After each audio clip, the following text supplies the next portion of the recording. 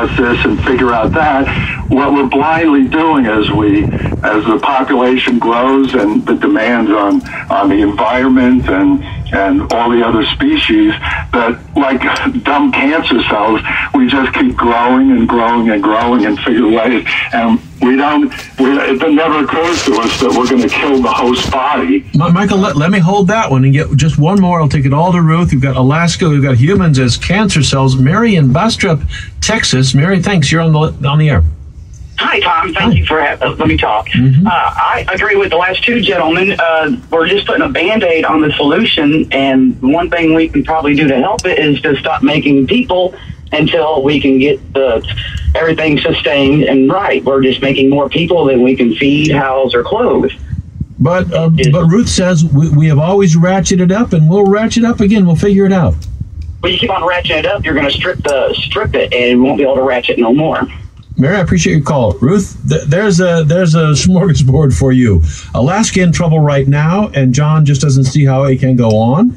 Our caller from Burlington, Vermont, who sees humans at some point, you had described it admiringly as ratchet and ingenuity, but he sees it as almost like a cancer on the planet. And Mary says there is a limit where you just strip it, and there's nothing left to be ingenious with. Yeah, thanks to the callers for those questions. I'll address Michael and Mary's question first, if that's okay, related to population. And certainly it's true, our population has expanded enormously and will increase to 9 billion people by the middle of the century. That's what's expected. But we have passed the peak of population growth.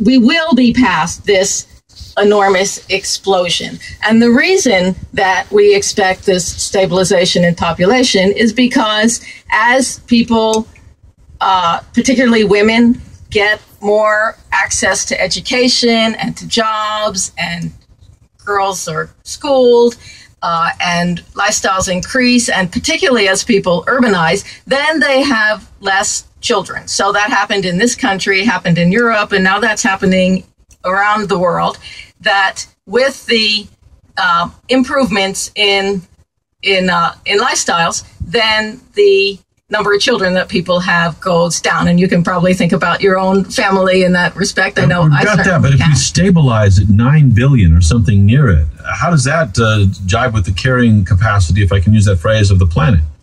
Yeah, well, carrying capacity is an important concept in ecology. When we apply it to humans, it's a good concept to think about, but it becomes a much more complicated concept because it's malleable, the carrying capacity, because we can move things around the world, because we can increase, and we have increased the amount of food that a given land area can occur. So carrying capacity as a very finite number, when we apply it to humanity, doesn't really hold up in the way that it would hold up for other species. Although clearly we live on this amazing planet, and that is the basis for our entire existence, the resources that we get from the planet. Of course, ask the passenger pigeon about how it looks from their perspective, I guess. I'm Tom Ashbrook. This is On Point. Catherine in Austin, Texas. You're on the air. Thanks for calling, Catherine. Hi, Tom. Hi. This is a really interesting conversation. My comment is I have a great concern that the whole dialogue in this conversation seems to be about humankind, and the impact that we're having is not just on humans. The downside is not obesity in humans. I think the downside is loss of species, other species. Catherine, I hear the same. Ruth writes about it, but nevertheless, it seems human-centric. We'll pick it up. Ruth, you write, with the lush rainforests of South America, Southeast Asia, and Central Africa, the only viable places left for the plows and chainsaws to clear, the prospects for thousands, perhaps millions of species look grim. If we're not just human-centric, does this ratchet, or our next chapter, if we're going to try and be sustainable at 9 billion or anything like it, does that mean others have to go? Is that what we're saying? Yeah, thank you very much for that that comment, Catherine. Certainly, the diversity of life on this planet is one of the amazing features that, as far as we know, does not exist on any other planet, and is the basis for our existence and for all life. So you're right. The book itself does take a rather human-centric point of view, but that's not to say that that we don't depend on this diversity of life that we see.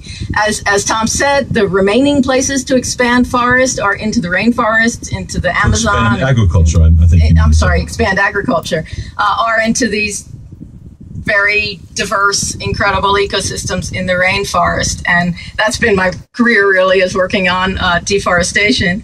And now, without being too overly optimistic, we're starting to see some very positive direction for reducing deforestation and reducing the loss of tropical forest. And that's with a lot of hard work and a lot of effort on the part of a lot of people. In Brazil, for example, deforestation has reduced by about 70% in the last 8 or 9 years.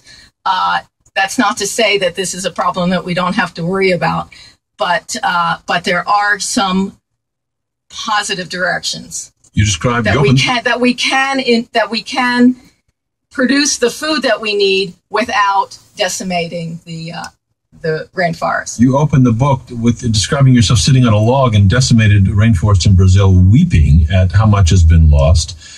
If our ingenuity is going to be brought into play, and I guess it had better be in a hurry, in what direction? We just got a minute here, but in what direction to make this next leap without just trashing the place, Ruth? Well, one of the major things that we can do is really think about our diets. We know that eating lots of meat, not that I'm here to tell people what to eat, but eating lots of meat takes a heavy toll on the planet, and it also takes a heavy toll on our health. So, to me, that's the one thing that people can really think about in their day-to-day lives. Of course, we just had the report that came out this week saying high protein, high fat, better health. You can just hear people reaching for the meat counter when they hear that. Well, it was also about nuts and avocados and oils from vegetables. And sustainability, you say, above all. Maybe that's where our breakthrough comes, figuring out how to do it not by cutting down new forests, but by figuring sustainable ways to support the population. Yes, exactly. Ruth DeFries, her big new book is The Big Ratchet, How Humanity Thrives in the Face of Natural Crisis. You keeping your optimism up, Ruth? I am. Of course, we never know what will happen in the future, and it is up to us.